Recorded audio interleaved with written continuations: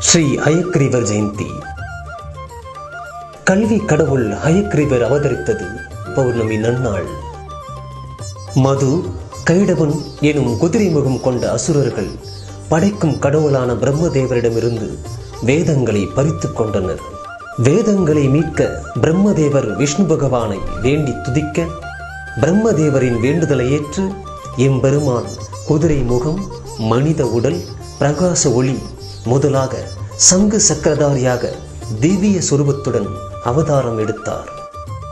அசுரர்களுடன் போரிட்டு வேதங்களை அவர்களிடமிருந்து மீட்டு பிரம்மதேவரிடம் அளித்தார்.